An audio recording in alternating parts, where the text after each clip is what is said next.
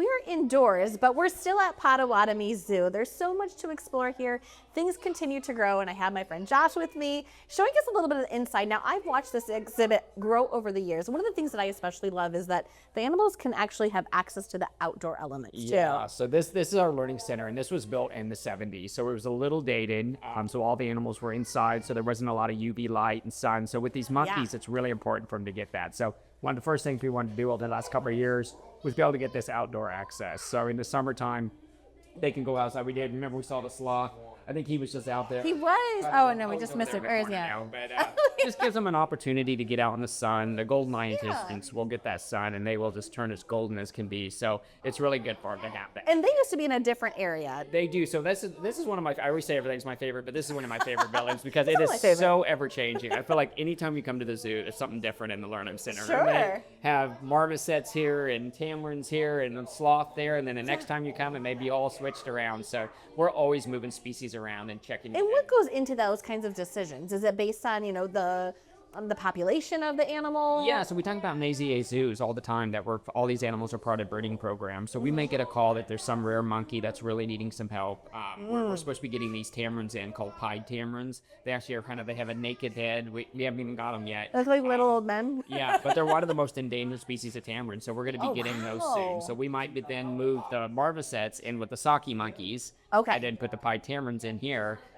Or if that doesn't work and they're not getting along, we might put the pied tamarins with the saki monkeys. So we're always kind of experimenting and trying different species. And talk to us about that from a veterinarian perspective, because a lot goes into that, and you guys are really hands-on. I know I'm watching someone actually in here right now. Yeah, she's as one of our keepers there taking care of them this morning. But yeah, a lot goes into this because not every animal can just go together. We know certain species that can mix. So we just through trial and error and through just talking to other zoos, that's great about the connection we have with other accredited zoos. We know what species can maybe be mixed with these saki monkeys or which species can be with sloth. So it's not like we're just doing it for the first time and just seeing if it works out. Right now, whatever. The banded mongoose, for instance, you can't put anything with banded mongoose. They're meat eater. Good to know. They would be very aggressive. I say good to know, like I'm going to bring them to my house. I'm not doing that. So just so you know, never put anything with banded mongoose. Okay, now you know too. And let's talk about the conservation efforts for this. Yeah, so absolutely. So all the animals in the zoo are part of breeding programs. We don't buy or sell the animals. It's really about sustainability. We're wanting to make sure that the populations not only are going to be in the wild, but here in zoos within 30, 40 years. So we had to work with population biologists. There's a whole science to it of knowing who should breed with who, which animals we should have. Should we send this male out? Should we send this female to another zoo for breeding? So there's a lot of science that goes into it. Absolutely. And speaking of science, let's head over to this area because, this is kind of the creepy crawlers. Like the cockroaches have always been a family favorite for us, right? You either love this area or you don't. He's one of, that's a chameleon there. He's pretty cool. But yeah, this is, some people can't even come in here because this is where we have the reptiles and snakes. But the kids love it. We've got the big red-tailed boa in here. We've got lots of monitors. It's great because it does give you a different perspective and teaches kids that it's funny how I'll start with a kid and they won't even touch the snake, but then by the end of the time they're already petting it and it just changes their whole perspective. Oh my gosh. All right, let's keep walking over here because there's even more. Now, a spotted turtle, this is really, you can find one of these in your backyard pond. You can. So we also these are actually confiscated. The DNR, the Department of Natural Resources, brought these to us because someone was trying to keep them as pets and it's illegal to have them as a pet. So, it gives us an opportunity to tell their story, and this is a turtle that you could see in your backyard, and so it's not everything's from like some crazy across the ocean. Yeah. We got stuff just right here in our back door. And it's important for us to talk about those too. All right, let's keep walking down here because I know there's even more. There's one of the snake. Is that a snake? Yeah, that's a mandarin snake. Oh, now, I remember the big yellow boa that you guys used to have. One of the keepers is feeding. Okay, we have to watch this. Dragon. Look at that. So frill dragons. They've been inspired by a lot of the dinosaur movies. They have that kind of that frill around their head. So like a Jurassic Park. Yeah.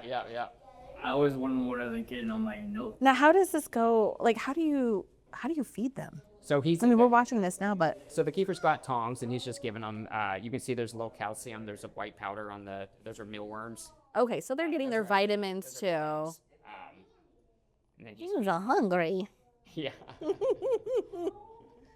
And I know everything behind the scenes. We're seeing this, from And this is what's fun this about this perspective. learning But center, though, is because we didn't even know this was happening, and you just, the kids can walk through here and see something like this, and maybe a keeper feeding an animal or cleaning an exhibit or being able to just ask questions and learn about them. So it's just always something happening in here. I love that. I know you guys have other stuff that's going on here too. This is the learning center that we're at, which is great, especially for a rainy day like today.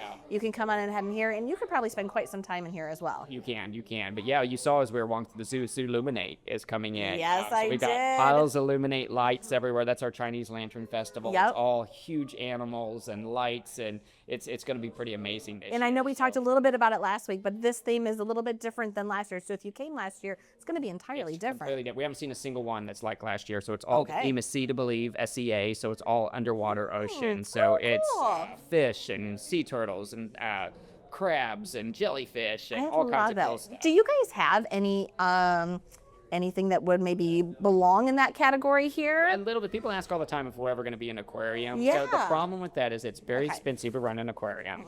And you've got to have a specialist for an aquarium. So it's hard to have just like one tank.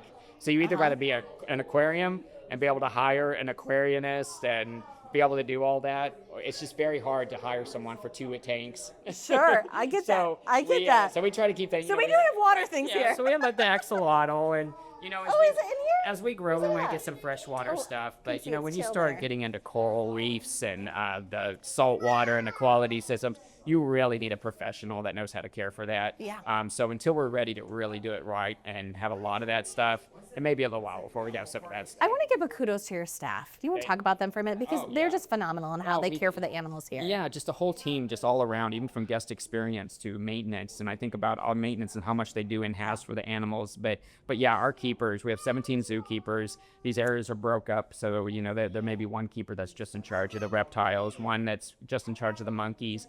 And they're kind of specialists within their area. But they are the eyes on the animals. They're caring for them, giving enrichment, doing training.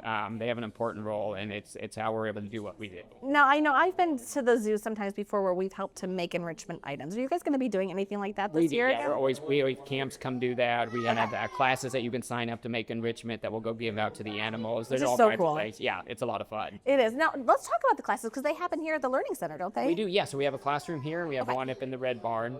Like our camps will start down here. We've got, if you go online, you can see all of our different classes and camps that we have available.